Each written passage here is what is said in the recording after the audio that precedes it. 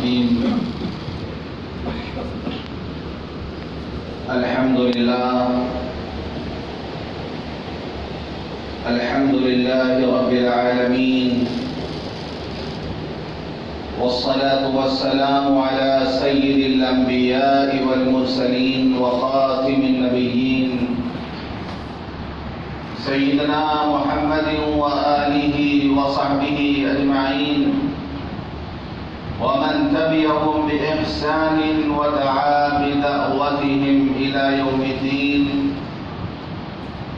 أما بعد، قال الله سبحانه وتعالى في القرآن المجيد والفرقان الحميد: أعوذ بالله من الشيطان الرجيم، بسم الله الرحمن الرحيم. اقترب للناس حسابهم وهم في غفلة معرضون. صدق اللہ العظیم. محترم بزرگوں، دوستوں، دینی بھائیوں، جیسا کہ گزشتہ جمعہ کو میں نے عرض کیا تھا کہ ہر انسان کی زندگی کا 3 دن بہت اہم ہوتا ہے. ایک وہ دن جس دن وہ اس دنیا میں آتا ہے، دوسرا وہ دن جب وہ اس دنیا سے جاتا ہے، اور تیسرا وہ دن جب اس کو دوبارہ زندہ کیا جائے گا. یہ دوبارہ زندہ کیے جانے کا جو احساس ہے، ایک دن ایسا آئے گا کہ ہمیں اللہ کے سامنے کھڑے ہونا ہے، ہمیں اپنے اعمال کا حساب دینا ہے. اس دن کا جو احساس ہے، اس دن کا جو خوف ہے، یہی وہ چیز ہے جو مومن کو ہر وقت تیار رکھتا ہے.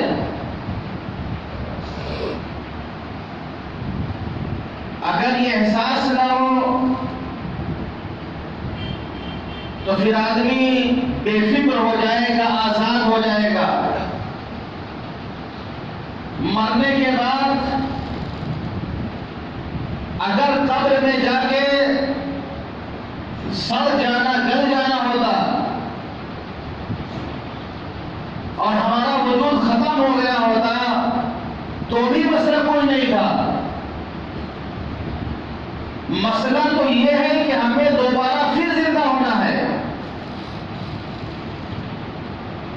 اور اپنے اعمال کا حساب دینا ہے.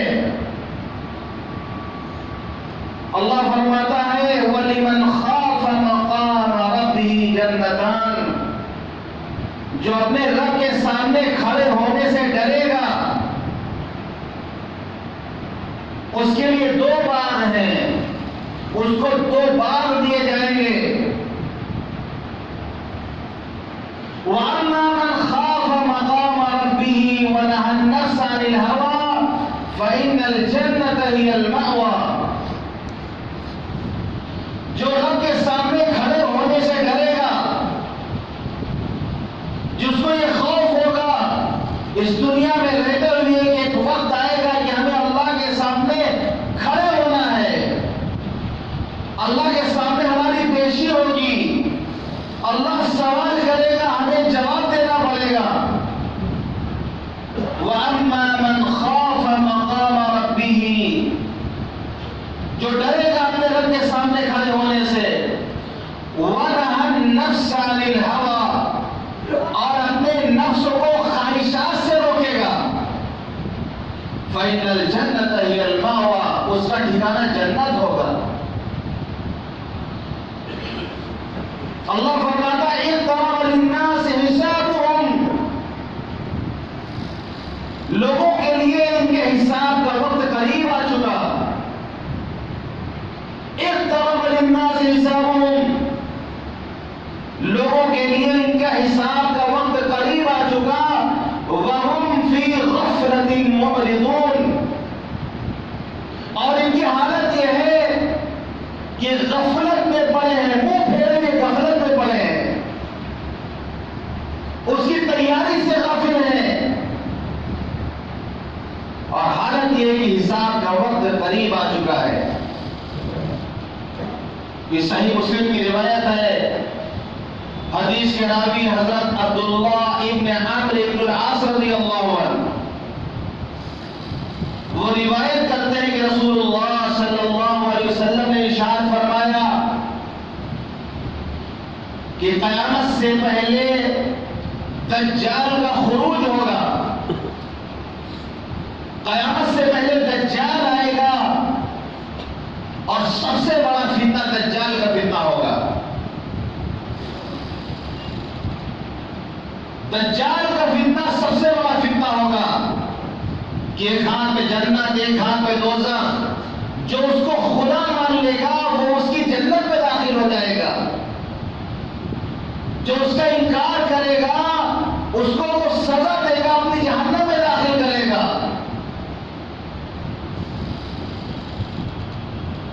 جو شخص جمعے کے دن سورہ کہف کی تلاوت کرے گا، اللہ اس کو دجال کے فتنے سے محفوظ رکھے گا۔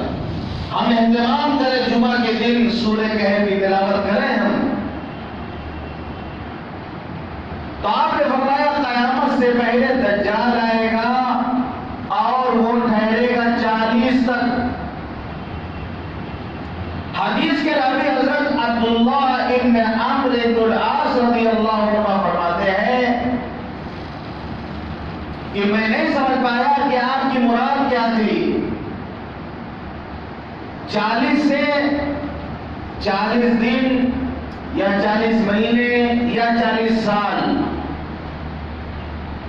اس کے بعد اللہ تعالیٰ حضرت عیسیٰ ابن مریم کو بھیجے گا، حضرت عیسیٰ علیہ السلام آئیں گے، گویا وہ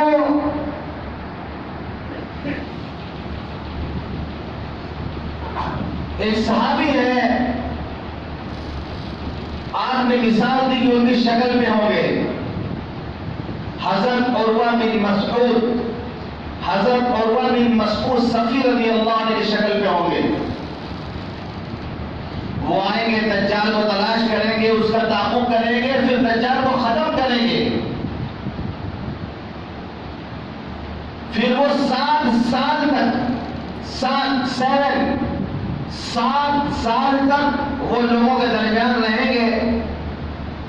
حضرت عیسیٰ علیہ السلام 7 سال تک لوگوں کے درمیان رہیں گے،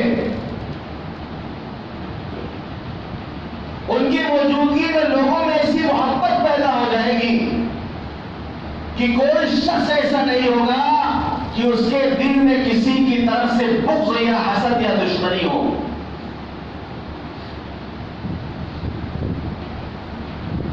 پھر اس کے بعد ملک شام کی طرف سے، جیسے سیریا کہا جاتا ہے، ملک شام کی طرف سے اللہ ٹھنڈی ہوائیں چلائے گا،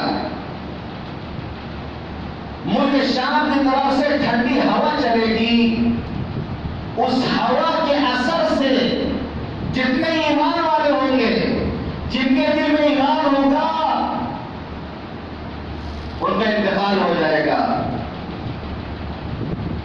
اس ہوا کے اثر سے ایمان والے ختم ہو جائیں گے، یہاں تک کہ آپ نے فرمایا کہ اگر تم میں سے کوئی پہاڑ کے غار میں جا کے چھپ جائے گا تو وہ ہوا وہاں گھس کر کے خاتمہ کرے گی۔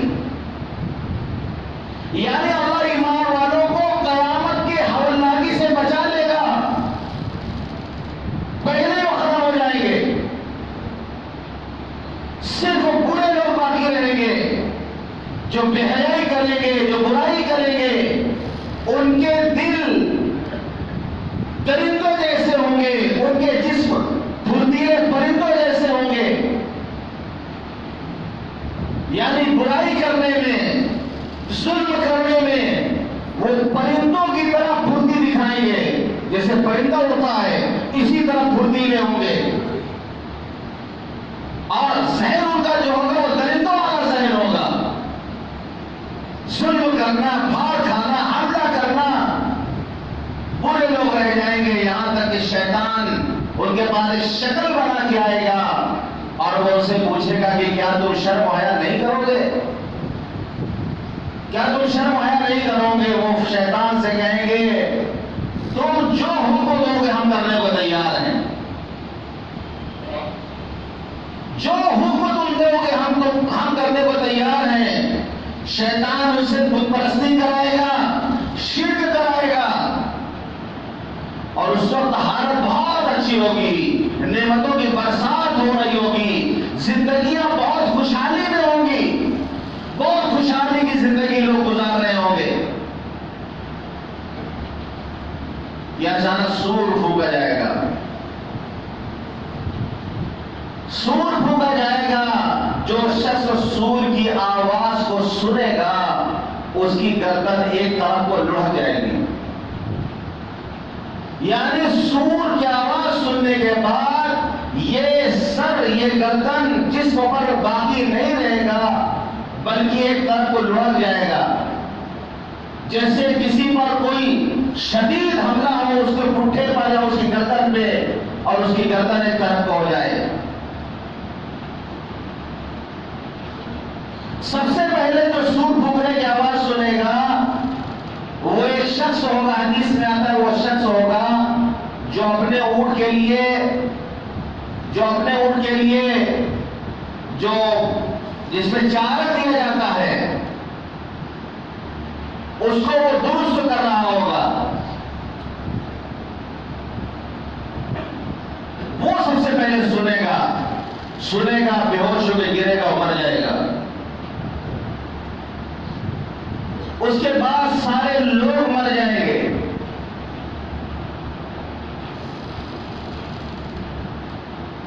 پھر ہلکی بارش ہوگی، جیسے شبنم گرتی جانے میں، شبنم جیسے اوس گرتی ہے جانے میں، گھاس پہ آپ دیکھیں اس کے اثرات، ویسی ہلکی بارش ہوگی۔ پھر لوگوں کے جسم کے اندر روئگی پیدا ہوگی، جیسے پودے بارش ہوتی ہے تو پودے نکلتے ہیں، اسی طرح ہلکی بارش ہوگی، جتنے مردہ جسم پڑے ہوئے ہوں گے ان پر بارش کا جب اثر ہوگا تو ان میں ایک طرح کی پیدائش ہوگی، ایک طرح سے روئگی آئے گی۔ پھر دوبارہ سور پھونکا جائے گا، سارے لوگ اٹھ کر کھڑے ہو جائیں گے، ایک دوسرے کو دیکھ رہے ہوں گے۔ پھر لوگوں سے کہا جائے گا حساب کتاب کے لیے چلو، فرشتوں سے کہا جائے گا ان کو حشر کے میدان میں لے چلو، کہا جائے گا جہنم کی فوج کو چھانٹ کر الگ کرو، جن کو جہنم میں جانا ہے فرشتوں جہنم میں جانے والوں کو چھانٹ کے الگ کرو۔ فرشتے کہیں گے اللہ کتنے میں سے کتنے کو چھانٹ کے الگ کریں؟ اللہ فرمائے گا 1000 میں سے 999 میں چھانٹ کے الگ کر دو۔ آپ نے فرمایا یہی وہ دن ہوگا جس دن بچوں کو بوڑھا کر دے گا، یوم یجعل الولدان شیبا، یہی وہ دن ہوگا جو بچوں کو بوڑھا کر دے گا، یہی دن ہوگا مصیبت کا، یہی دن ہوگا مشقت کا۔ وَهُمْ فِي غَفْلَةٍ مُعْرِضُونَ، حساب کا وقت قریب آ چکا ہے۔ لوگوں کی حالت یہ ہے کہ منہ پھیرے ہوئے غفلت کی حالت میں پڑے ہیں۔ سارے انبیاء کے سردار جناب محمد رسول اللہ صلی اللہ علیہ وسلم، جن کے ہم امتی ہیں، جن کے ہم نام کے کلمہ پڑھتے ہیں، ان کو کتنی فکر تھی، اس دن کی ان کو کتنی فکر تھی۔ آپ فرماتے تھے میں کیسے خوشی رہ سکتا ہوں، میں کیسے بے غم رہ سکتا ہوں، جبکہ واقعہ یہ ہے کہ سور پھونکنے والا فرشتہ سور کو منہ میں لگائے ہوئے، کان چوکنا کیے ہوئے اجازت کا منتظر ہے، اس کی گردن بھی جھکی ہوئی ہے کہ کب اجازت ملے اور سور پھونک دے ہو۔ جب حالت یہ ہے، معاملہ یہ ہے کہ سور پھونکنے والا فرشتہ ہر لمحہ سور پھونکنے کے لیے تیار ہے، تو میں خوشی سے اور بغیر غم کے کیسے رہ سکتا ہوں؟ صحابہ نے کہا اللہ کے رسول جب معاملہ اتنا نازک ہے تو پھر ہمیں کچھ بتائیں ہم کیا کریں؟ آپ نے فرمایا صحابہ کرام سے پڑھا کرو حسبنا اللہ و نعم الوکیل، حسبنا اللہ و نعم الوکیل، کثرت سے اس کو پڑھو. ہم بھی اس کا اہتمام کریں، ہم بھی پڑھیں. یہ وہ دعا ہے کہ حضرت ابراہیم علیہ السلام کو جب آگ میں ڈالا گیا تھا تو انہوں نے اس وقت یہی کہا تھا حسبنا اللہ و نعم الوکیل، ہمارا رب ہمارے لیے کافی ہے اور وہ بہترین کارساز ہے. یعنی وہ دعا ہے کہ حضور پاک صلی اللہ علیہ وسلم سے جب یہ کہا گیا تھا کہ کافروں نے بہت بڑا لشکر جمع کیا ہے جو آپ پہ حملہ کرنے والا ہے، آپ اس سے خوف کھائیے، آپ اس سے ڈریے، تو آپ نے کہا حسبنا اللہ و نعم الوکیل، اللہ ہمارے لیے کافی ہے، وہ بہترین کارساز ہے. تو صحابہ نے پوچھا اللہ کے رسول جب معاملہ اتنا نازک ہے تو ہم کیا کریں؟ آپ نے فرمایا پڑھا کرو حسبنا اللہ و نعم الوکیل.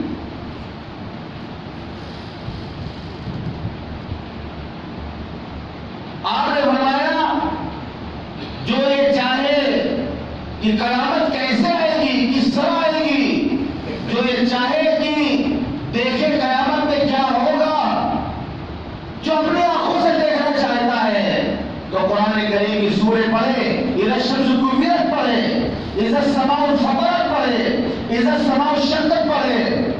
یہ سورتیں پڑھ کر دیکھیں آپ یہ قیامت کس طرح واقع ہوگی، قیامت کس طرح قائم ہوگی، قیامت کس طرح آئے گی، کیسے حالات اس وقت کے ہوں گے. اللہ نے بیان فرمایا ہے پوری سورت میں. ہم اس کا ترجمہ پڑھیں، ہم اس کی تفسیر پڑھیں. 3 سورتوں کا نام لے کے آپ نے فرمایا کہ جو چاہتا کہ قیامت اس طرح دیکھے جیسے واقع ہوگی، اپنی آنکھوں سے کوئی دیکھنا چاہتا ہے تو اذا الشمس کورت پڑھے، اذا السماء انفطرت پڑھے، اذا السماء انشقت پڑھے. ہم پڑھیں سورتوں کو، ہم گھر جا کے ان کا ترجمہ پڑھیں، دیکھیے کہ قیامت کا کیا تذکرہ ہے اس میں. ہم نماز میں سن لیتے ہیں اذا زلزلت الارض زلزالها، روکتے کھڑے ہو جا کر مانا معلوم ہو، روکتے کھڑے کر دینے والی صورت ہے. اذا زلزلت الارض زلزالها، جب زمین ہلا دی جائے گی، سخت جنبش کے ساتھ زمین ہلا دی جائے گی. واخرجت الارض اثقالها، سارے دفینے جو زمین میں دفن ہیں سب نکال کے زمین باہر پھینک دے گی. وقال الانسان ما لها، انسان کہے گا کہ زمین کو ہو کیا گیا ہے، یہ ہل کیوں رہی، یہ گران کیوں رہی، یہ زلزلہ کیوں آ رہا.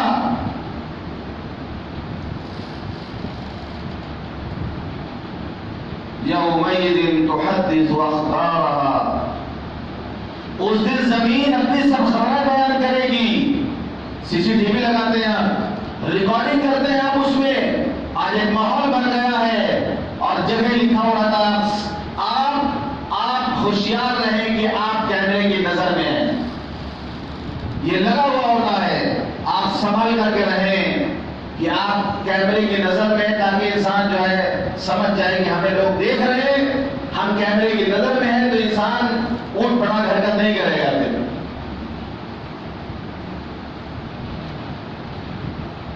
قدرتی کیمرہ لگا ہوا ہے زمین میں. یومئذ تحدث اخبارها، زمین خبریں دے گی، سب ریکارڈ ہو رہا. آپ نے صحابہ سے پوچھا جانتے ہو کہ زمین کی خبریں کیا ہے؟ یومئذ تحدث اخبارها، جانتے اس کا مطلب کیا ہے؟ صحابہ نے دیکھا اللہ کے رسول آپ زیادہ بہتر جانتے ہیں. آپ نے فرمایا زمین کی خبر یہ ہے کہ کل قیامت کے دن زمین گواہی دے گی کہ مجھ پر فلانا تھا فلانی تھی، دونوں نے مل کے گناہ کیا تھا، فلاں جگہ فلاں نے کھڑے ہو کر یہ گناہ کیا تھا، فلاں نے فلاں جگہ کھڑے ہو کر یہ گناہ کیا تھا. زمین ایک ایک خبریں بتائے گی. ماں کی گالیاں جس وقت زمین پہ دی جاتی ہیں، یہ ہمارا نوجوان طبقہ جب یہ زمین پہ کھڑا ہو کے ماں کی گالیاں دیتا ہے، جن ماں نے انہیں پیدا کیا ہے، جن ماں نے انہیں جنم دیا ہے، یہ ماں کی گالی پڑتا ہے زمین پہ کھڑے ہو کر. زمین ہلتی ہے، اجازت مانگتی ہے کہ اللہ اجازت دیتے میں اسے دفن کر لوں اپنے اندر. جن نو کے پیٹ سے پیدا ہوئے ہیں اسی ماں کی گالی دی جاتی ہے آج.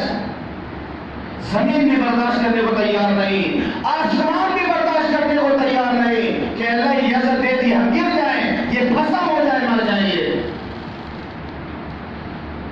اتنے بڑے احسان فراموش جس ماں نے پیٹ میں رکھ کے 9 مہینے مشقت اٹھائی, مصیبت اٹھائی, ولادت کی تکلیف برداشت کی, 2 سال تک دودھ پلایا, جوان ہونے تک جو احسان کیا, انتظار کیا, جوان ہونے کے بعد لہجہ ہی بدل گیا. اسی ماں کی گالی دیتے ہیں آج کے زمانے کے بچے. آج یہاں کے نوجوان اسی ماں کی گالی کرتے ہیں. حالت یہ ہے ماں کی آج کہ اپنے اولاد سے ڈر رہی ہے, ورنہ ماں کا رشتہ تو وہ ہے. ہر رشتہ آپ دیکھ لیں, پہلے مرد کا نام آئے گا, بعد عورت کا نام آئے گا. پورا رشتہ دیکھ لیں, بھائی بہن, چچا چچی, ماموں مامی, خالو خالہ, صرف ایک رشتہ ہے, ایک رشتہ ہے ماں باپ, جس میں ماں کا نام پہلے آتا ہے. ماں کا نام پہلے آتا ہے. آج ماں کی حالت ہو رہی ہے کہ 3 4 بیٹے گھر میں ہیں, ماں کی دوا ختم ہو جاتی ہے, وہ ڈرتی ہے کہ اپنے کس بیٹے سے کہیں کہ بیٹا میری دوا ختم ہو گئی, میری کمر کی تکلیف بڑھتی چلی جا رہی ہے, مجھے چلنا مشکل ہو رہا ہے, بیٹا میری دوا ختم ہو گئی ہے, مجھے دوا لا کے دے دو. کس بیٹے سے ماں کہے؟ 4 5 بیٹوں کو پال کے اس نے جوان کیا ہے, لیکن آج اپنی ضرورت بتاتے ہوئے ڈرتی ہے ماں. وہ باپ جس نے پسینہ بہایا اپنے اولاد کے لیے, جوان ہونے کے بعد وہ ہوم میں چھوڑ کے باپ کو چلے جا رہے ہیں. کہ ایک باپ موبائل لے کے جاتا ہے دکان پر اور جا کے کہتا ہے کہ میرا موبائل بنا دو, میرا موبائل بنا دو. وہ دکاندار موبائل دے کے کہتا ہے کہ چچا جان آپ کا موبائل تو ٹھیک ہے, اس میں کوئی خرابی نہیں ہے. پھر دوبارہ لے کے جاتا ہے کہ بیٹا دیکھ لو میرا موبائل, شاید اس میں کوئی خرابی ہے, میرا موبائل بنا دو. وہ موبائل کی دکان والا کہتا ہے کہ چچا آپ کا موبائل ٹھیک ہے, اس میں کوئی خرابی نہیں ہے. وہ بوڑھا باپ کہتا ہے اگر میرا موبائل خراب نہیں ہے تو پھر میرے بیٹے کا فون کیوں نہیں آتا, کیوں میرے بیٹے کا فون نہیں آتا میرے موبائل پر, کوئی تو خرابی ہوگی اس میں. آج ہماری حالت یہ ہے ماں باپ کے ساتھ. یومئذ تحدث اخبارها, جہاں پہ کھڑے ہو کے ہم ماں کی گالیاں دے رہے ہیں, یہی زمین ریکارڈ کر رہی ہے. کل اللہ کے سامنے جا کے بتائے گی کہ فلاں اپنی ماں کو گالیاں دیتا تھا, فلاں اپنے باپ کو ستاتا تھا, اسی زمین پہ کھڑے ہو کے ستاتا تھا. جس کے باپ کی چارپائی جس کے گھر میں ہوتی تھی تو اس چارپائی کو بھی پسند نہیں کرتا تھا, اپنے اولاد کو چارپائی سے دور رکھتا تھا. لیکن قسم خدا کی یاد رکھو, جس دن یہ پوری چارپائی گھر سے اٹھ جائے گی, جس دن یہ پوری چارپائی گھر سے اٹھ کر 4 کاندھوں پہ جائے گی, اس دن انسان کو سمجھ میں آئے گا کہ جو اللہ کی طرف سے مہربانی اس کے ساتھ ہوتی تھی, جو اللہ کی رحمتیں اس گھر میں اترتی تھی, وہ اس پوری چارپائی کے ساتھ چلی جاتی ہے. پھر ایک وقت آتا ہے کہ انسان کو احساس ہوتا ہے کاش میری ماں ہوتی, آج میں مصیبت میں ہوں, میں اس کے آنچل میں چھپ کر کے رو لیتا تھوڑی دیر, کاش میرا باپ ہوتا, میں آج مصیبت میں پھنسا ہوں, اس سے مشورہ کر لیتا. آپ نے فرمایا کہ قیامت کے دن 3 گروہ میں لوگ اٹھائے جائیں گے. 3 طرح کے لوگ, 3 طرح کا حشر ہوگا. 3 گروہوں میں 3 جماعتوں میں اٹھائے جائیں گے. ایک وہ ہوگا جو پیدل چل رہا ہوگا, ایک وہ ہوگا جو سواری سے چل رہا ہوگا, ایک وہ ہوگا جو سر کے بل چل رہا ہوگا. صحابہ نے دیکھا اللہ کے رسول وہ سر کے بل کیسے چلیں گے؟ آپ نے فرمایا جو ذات ان کو پیروں سے چلا سکتی ہے وہ ذات اس پر قادر ہے کہ ان کو سر کے بل چلائے. سر کے بل قیامت میں چلیں گے, اور جو اونچ نیچ آئے گی, جو کانٹے راستے میں ملیں گے, سر کے بل اس سے بچنے کی کوشش کریں گے. وہ جو پیدل چلنے والے ہوں گے, شاہین نے کہا جو پیدل چلنے والے ہوں گے یہ عام مومنین ہوں گے, عام ایمان والے ہوں گے.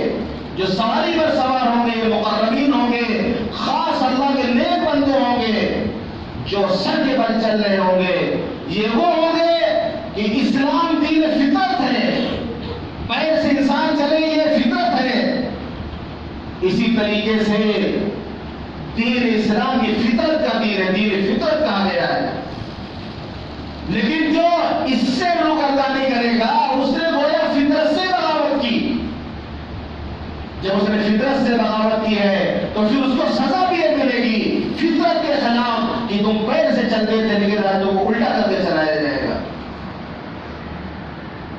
اللہ فرماتا ہے ومن اعرض عن ذکری فإن له معیشۃ ضنکا، جو میرے ذکر سے روگردانی کرے گا ہم اس کی روزی اس پر تنگ کر دیں گے۔ وَنَحْشُرُهُ يَوْمَ الْقِيَامَةِ أَعْمَىٰ، قیامت کے دن اس کو اندھا کر کے اٹھائیں گے ہم۔ قال ربی لم حشرتنی اعمیٰ، وہ کہے گا اللہ آپ نے مجھے اندھا کر کے کیوں اٹھایا؟ وقت كنت بصیرا، میں تو دنیا میں دیکھتا تھا، اچھا بھلا تھا، مجھے نظر آتا تھا۔